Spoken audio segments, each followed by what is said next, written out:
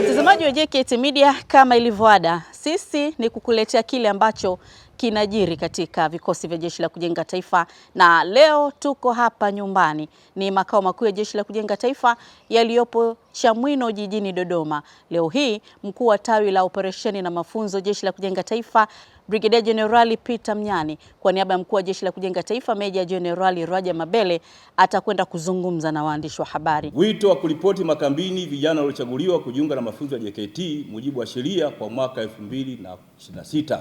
Mkuu wa Jeshi la Kujenga Taifa Meja Jenerali Rajab Mabele hivi karibuni alitoa wito kwa vijana waliohitimu elimu ya sekondari kidato cha 6 mwaka 2026 kuhudhuria mafunzo ya Jeshi la Kujenga Taifa kwa mujibu wa sheria.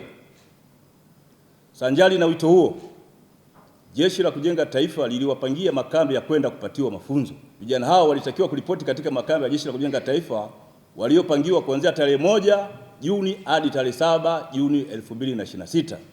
Mkuu wa Jeshi la Kujenga Taifa Meja Jenerali Rajab Mabele anawataka vijana wote waliochaguliwa na wakashindwa kuripoti katika makambi ya JKT waliopangiwa kutokana na sababu mbalimbali kwenda kuripoti katika makambi ya JKT yaliyo karibu na maeneo wanayoishi, isipokuwa kambi ya Ruvu JKT iliyopo Mlandizi mkoani Pwani, kambi ya Makotopora JKT iliyopo mkoani Dodoma na chuo cha uongozi cha JKT JKT kilichopo Kimbiji jijini Dar es Salaam. Vijana hao wanatakiwa kuripoti makambini kuanzia leo tarehe 12 Juni 2026 hadi tarehe 15 Juni 2026 bila kukosa.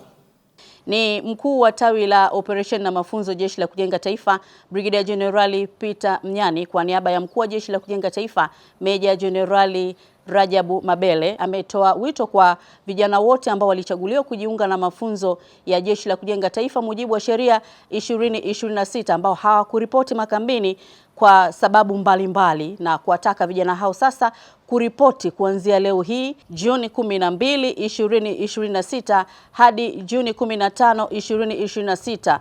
Sajeni Jamila Mutabazi, JKT Media.